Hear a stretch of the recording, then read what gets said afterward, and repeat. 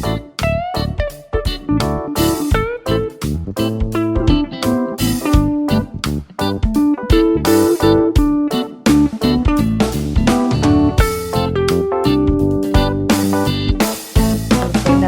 ఎలా ఉన్నారండి అందరూ? నేనైతే చాలా బాగున్నాను. మీరు అందరూ ఎలా ఉన్నారో కింద నాకు కామెంట్ సెక్షన్లో రాయండి.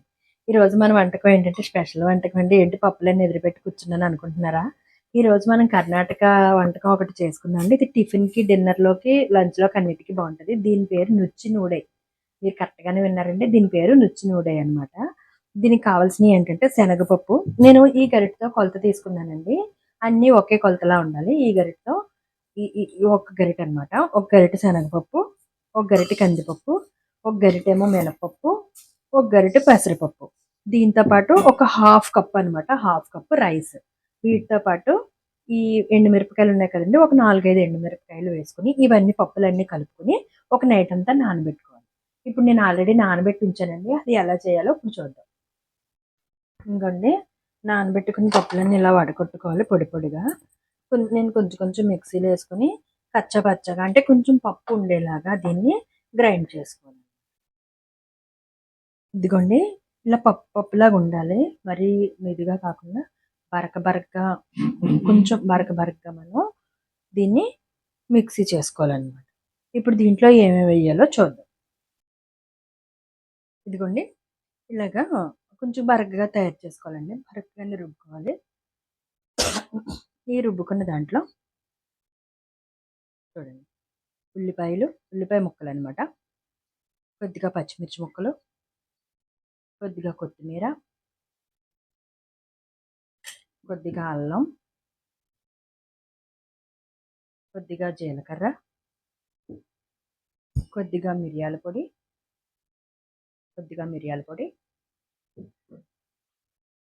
కొద్దిగా కొబ్బరి అండి.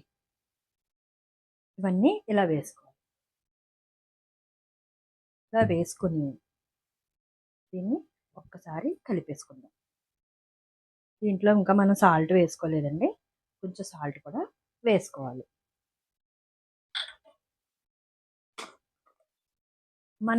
మన రుచికి సరిపడినంత సాల్ట్ వేసుకోవచ్చండి. ఎక్కువ తినేవాళ్ళు ఎక్కువ వేసుకోండి, తక్కువ తినేవాళ్ళు తక్కువ వేసుకోవచ్చు. ఇదిగో రుచికి సరిపడినంత సాల్ట్. దీన్ని గట్టిగా అదిమి ఇది చేయాలన్నమాట. ఎందుకంటే అందులో ఉన్న వాటర్ అంతా బయటకు వచ్చి మొత్తం పప్పులన్నిటికీ ఈ ఉల్లిపాయ, కారం అన్నీ పడతాయి అన్నమాట. చాలా బాగుంటుందండి ఇది. ఒకసారి మీరు కూడా ట్రై చేసి చూడండి. ఇది ఎప్పుడైనా చూసారో లేదో నాకు తెలీదు. చూసింది లేని నాకు ఒకసారి కామెంట్ సెక్షన్లో రాయండి. నెక్స్ట్ ఏం చేయాలో చూద్దాం. ఇప్పుడు దీన్ని మనం ఏం చేయాలంటే చిన్న చిన్న బౌల్స్లా చేసుకోవాలండి. బాల్స్ అంటే మనకు నచ్చిన షేప్లో చేసుకోవచ్చు. నేనైతే ఎగ్ షేప్లో చేస్తాను. ఇలా అయితే చాలా బాగుంటాయండి, చూడటానికి కూడా బాగుంటాయి. ఇది ట్రావెల్లో కూడా చాలా ఉపయోగించుకోవచ్చండి. ట్రావెల్ ఎక్కడికైనా దూరం వెళ్ళినప్పుడు ఇవి చేసేసుకుని పెట్టేసుకున్నాం అనుకోండి, తొందరగా అయిపోతుంది.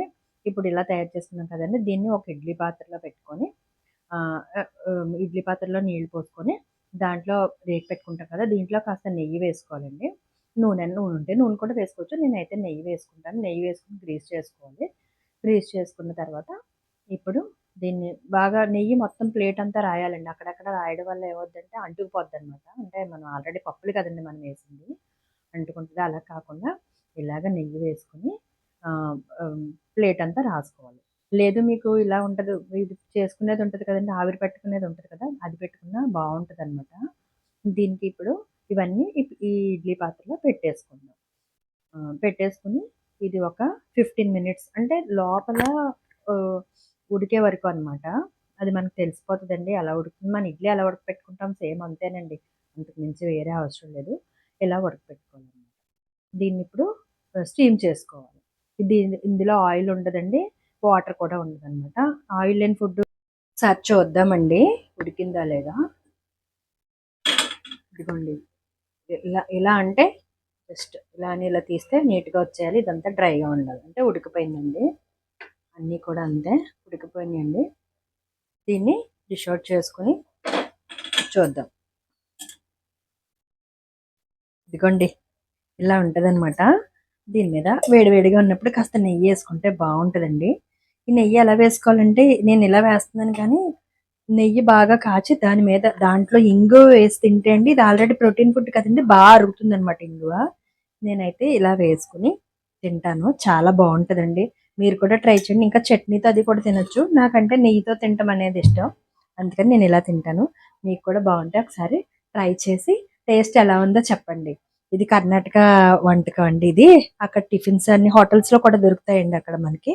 నుచ్చినుడే అంటారు. ఇది ఎలా ఉందో కొత్త వంటకం నాకు చెప్పండి ఎలా ఉందని. Thank you. Thank you.